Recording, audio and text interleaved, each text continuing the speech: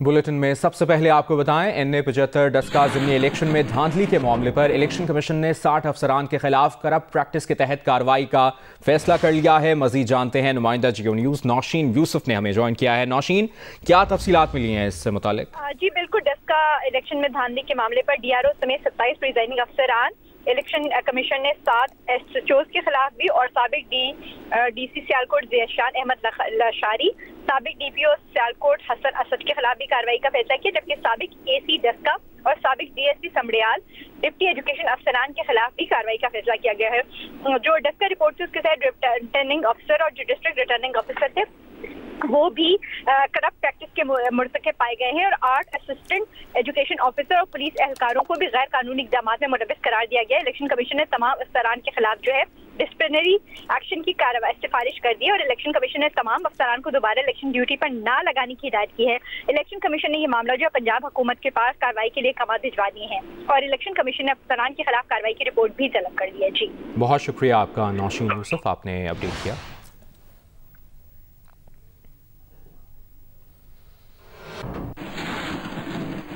Islamabad high court ने सानह मरी का जिम्मेदार NDMA को करार दे दिया। चीफ जस्टिस अतहर मिनल्लाह ने NDMA मेंबर से कहा कि अमवात के आप जिम्मेदार हैं, केस में तो कोई इंक्वायरी की जरूरत ही नहीं। अगर डिस्ट्रिक्ट प्लान होता तो ये ना होता जो कुछ हुआ। कानून पर NDMA ने अमल कराना था। नेशनल डिजास्टर के कानून में जितने लोग हैं वो सब और पूरी रियासत जिम्मेदार है। बाहर जाकर तकरीरें सब करते हैं, कानून पर अमल दरामद कोई नहीं करता। वज़ीर आज़म इजलास बुलाकर जिम्मेदारों का तयन करें। अदालत का आइंदा हफ्ते नेशनल डिजास्टर मैनेजमेंट कमीशन का इजलास बुलाने का हुक्म। आइंदा जुमे तक रिपोर्ट जमा कराने की हिदायत। कहा इस दौरान कोई और सानेहा हो गया तो जिम्मेदार कौन होगा?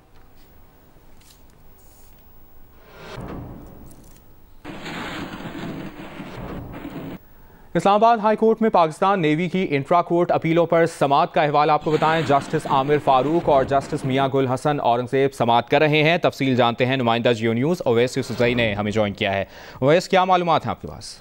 जी देखिए, पाकिस्तान नेवी ने इस्लामाबाद हाई कोर्ट में 3 इंट्रा कोर्ट अपीलें दायर की थी और ये पाकिस्तान नेवी क्लब जो गिराने का इस्लामाबाद हाई कोर्ट का हुक्म था, नेवल फॉर्म्स की अराजी अथॉरिटी के हवाले करने का हुक्म था और जो इसके अलावा एक अभी फैसला आया है 11 जनवरी को, उसके खिलाफ ये 3 इंट्रा कोर्ट अपीलें थी। जस्टिस आमिर फारूक और जस्टिस मियां गुल हसन औरंगजेब ने इन पर समाअत की और दौरान सवाल अदालत ने ये सवाल उठाया, ये नुक्ता उठाया कि पाकिस्तान नेवी को सेक्रेटरी दिफा के जरिए इंट्रा कोर्ट अपील दायर करनी चाहिए थी।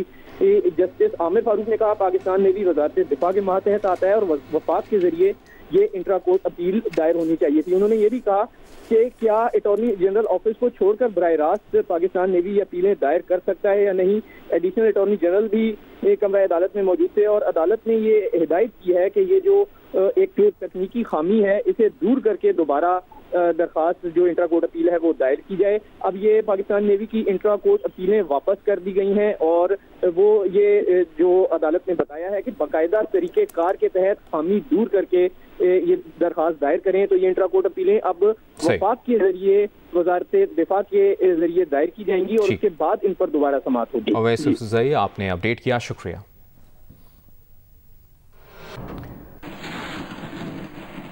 और अभी आपको बताएं, 62 कैदियों को जेल से बाहर रिहायशी सहूलतें फराहम करने वाले सरकारी और प्राइवेट अस्पतालों के नेटवर्क का इंकशाफ हुआ है। 62 कैदियों को शहर के कम से कम 5 प्राइवेट अस्पतालों में रखा जाता रहा है। प्राइवेट अस्पतालों में बेव्यू, हेल्थ विजन, कमरुल इस्लाम, बांटवा अनीस और मदर केयर अस्पताल शामिल हैं। इन निजी अस्पतालों में मालदार और 62 कैदियों को रखा जाता है। शहर के 3 सरकारी अस्पतालों में भी 62 कैदियों को तवील अरसे तक रखे जाने का इंकशाफ भी हुआ है। महकमा दाखिला सिंध ने कैदियों को अस्पतालों में रखने में बेकायदगियों की तहकीकात शुरू कर दी। गुज़श्ता दिनों शाहजेब कत्ल केस के मरकजी मुजरिम शाहरुख जतोई समेत 21 कैदियों को मुख्तलिफ प्राइवेट और सरकारी अस्पतालों से जेल वापस मुंतकिल किया गया।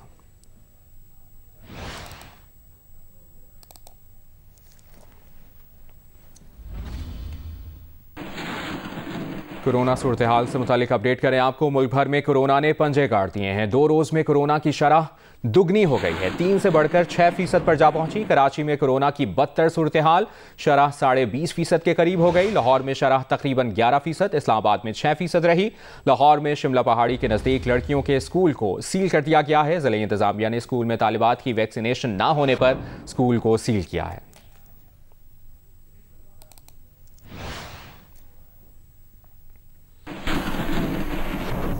कलअदम तहरीक तालिबान पाकिस्तान ने मोहम्मद खुरासानी और खालिद बल्ती की हलाकत की तस्दीक कर दी है। तर्जुमान कलअदम TTP के मुताबिक खालिद बल्ती को 3 रोज़ कबल नामालूम अफराद ने अफगानिस्तान में कत्ल किया। खालिद बल्ती 2015 में गिरफ्तार हुआ, 2021 तक जेल में रहा।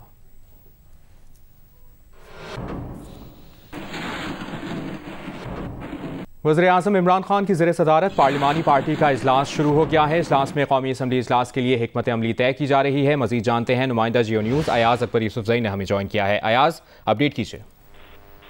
जी बिल्कुल, तहरीक इंसाफ और उनकी जो इत्तेहादी जमातें हैं उनकी पार्लिमानी पार्टी का इजलास इस वक्त पार्लियामेंट हाउस में जारी है और इस इजलास की सदारत वज़ीर-ए-आज़म इमरान खान कर रहे हैं। इस इजलास में पाकिस्तान तहरीक इंसाफ से ताल्लुक रखने वाले वफाकी वज़रा भी शामिल हैं और साथ साथ जो पार्लिमानी पार्टी के अरकान है वो भी शामिल है। साथ साथ जो इत्तेहादी जमातें हैं जिसमें अवामी मुस्लिम लीग के शेख रशीद भी हैं, MKM के मेंबर कौमी असम्बली उसामा कादरी, किश्वर ज़ारा, इकबाल मोहम्मद अली और बलूचिस्तान अवामी पार्टी के ज़ुबैदा जलाल है, GDA के गौस बख्श हैं। वज़ीर खजाना शौकत तरीन जो है वो मिनी बजट के हवाले से ब्रीफिंग दे रहे हैं और जो अरकानी असम्बली है उनको इस बजट पर जो है वो इस्तेमाल अयाज अकबर यूसुफजई आपसे इस मुतालिक मजीद भी अपडेट्स लेते रहेंगे। फिलहाल शुक्रिया। पार्लियामेंट के बाहर अपोजिशन की जानिब से जहां महंगाई के खिलाफ एहतजाज जारी है, वहीं हज़ारा को सूबे का दर्जा देने का मुतालबा लिए मुस्लिम लीग नून के कारकुन भी एहतजाजी मुजाहरा कर रहे हैं। मजीद बता रहे हैं अरफा फिरोज। जी बिल्कुल, आज पार्लियामेंट में मिनी बिल जो है वो मंजूर होगा और मैं इससे पार्लियामेंट के बिल्कुल बाहर खड़ा हूँ और यहाँ जो है वो एहतजाज जारी है।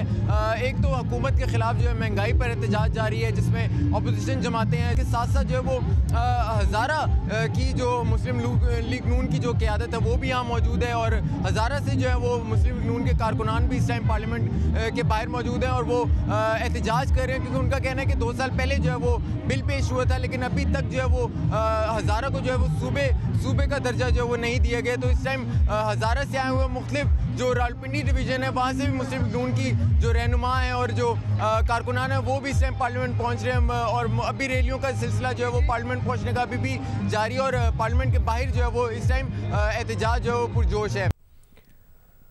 लाहौर हाईकोर्ट ने PSL के नशरियाती हुकूक के लिए सरकारी TV और ARY के जॉइंट वेंचर के खिलाफ दरखास्त पर वजारत इत्तलात, सरकारी TV और ARY को नोटिस जारी कर दिया। सरकारी TV के डायरेक्टर स्पोर्ट्स डॉक्टर नोमान नियाज को भी नोटिस जारी कर दिया गया। स्पोर्ट्स मैनेजमेंट कंपनी की दरखास्त में मौक़िफ़ इख्तियार किया गया है कि सरकारी TV और ARY के दरमियान मुआहिदा गैर शफाफ है। सरकारी TV और ARY के दरमियान मुआहिदा अभी तक सामने नहीं लाया गया। PSL नशरियाती हुकूक के लिए सरकारी TV और ARY जॉइंट वेंचर के खिलाफ स्पोर्ट्स मैनेजमेंट कंपनी की दरख्वास्त पर लाहौर हाईकोर्ट में समाअत हुई। लाहौर हाईकोर्ट ने वजारत इत्तलात, सरकारी TV, ARY और सरकारी TV के डायरेक्टर स्पोर्ट्स डॉक्टर नोमान नियाज को नोटिस जारी कर दिया। दरख्वास्त स्पोर्ट्स मैनेजमेंट कंपनी ने बहजाद हैदर एडवोकेट के तवस्सुत से दायर की। लाहौर हाईकोर्ट के जस्टिस शाहिद वहीद ने दरख्वास्त पर 19 जनवरी के लिए नोटिस जारी कर दिया। अदालत ने स्पोर्ट्स मैनेजमेंट कंपनी की मुतफरिक दरख्वास्त पर भी 19 जनवरी के लिए नोटिस जारी कर दिया। मुतफरिक दरख्वास्त में सरकारी TV, ARY जॉइंट वेंचर से मुतालिक दस्तावेजात देने की इस्तदा की गई। दरख्वास्त गुजार ने मौक़िफ़ इख्तियार किया है कि पेपरा रूल्स के तहत जॉइंट वेंचर के बाद तमाम दस्तावेजात पब्लिक डॉक्यूमेंट होते हैं। ARY और सरकारी TV का जॉइंट वेंचर बगैर बिडिंग प्रोसेस वजूद में आया। 10 अगस्त को इश्तिहार के नतीजे में एक इश्तिहारी कंपनी ARY और सरकारी TV का जॉइंट वेंचर हुआ। PSL नशरियाती हुकूक के लिए सरकारी TV ने पार्टी तब्दील कर ली। इश्तिहार के जवाब में दरख्वास्त गुजार स्पोर्ट्स मैनेजमेंट कंपनी ने अपनी प्रपोजल सरकारी TV को दी। प्रपोजल देने के बाद दरख्वास्त गुजार को यह बताया गया कि यह इंटरनेशनल क्रिकेट काउंसिल राइट्स के लिए है। बताया गया PSL के नशरियाती हुकूक मुआहदे का हिस्सा नहीं होंगे। सरकारी TV की 24 दिसंबर की प्रेस रिलीज से मालूम हुआ कि जॉइंट वेंचर PSL के लिए है। दरख्वास्त गुजार के मुताबिक डॉक्टर नुमान नियाज ने 18 दिसंबर को स्पोर्ट्स मैनेजमेंट कंपनी को ईमेल की। नुमान नियाज ने ईमेल में कहा वो मुआहदे के लिए मजाज अथॉरिटी की हतमी मंजूरी के मुंतज़िर हैं। 10 अगस्त के इश्तिहार में PSL शामिल नहीं था। नुमान नियाज स्पोर्ट्स मैनेजमेंट कंपनी से डील की बात कर रहे थे। दरख्वास्त में डॉक्टर नुमान नियाज के व्हाट्सएप मैसेजेस का स्क्रीनशॉट भी लगाया गया है। दरख्वास्त में मौक़िफ़ इख्तियार किया गया है कि पब्लिक सेक्टर के लिए अच्छी डील की कोशिश भी नहीं की गई। जियो सुपर के केस में सरकारी TV ने अदालत में कहा कि जॉइंट वेंचर शफाफ और बिडिंग के जरिए हुआ। दरख्वास्त गुजार ने मौक़िफ़ इख्तियार किया है कि सरकारी टीवी और ARY का ज्वाइंट वेंचर पब्लिक लॉ की खिलाफ वर्जी है। सरकारी टीवी को बिजली के हर बिल में 35 रुपए माहाना लाइसेंस की मद में मिलते हैं। रियासती इदारा ऐसा अमल नहीं कर सकता जो किसी प्राइवेट फरीक को फायदा दे।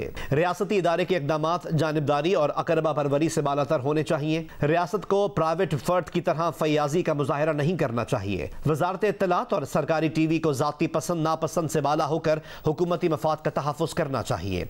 सरकारी टीवी को ज्वाइंट वेंचर के लिए ख्वाहिशमंद कंपनी से बिडिंग मांगनी चाहिए थी।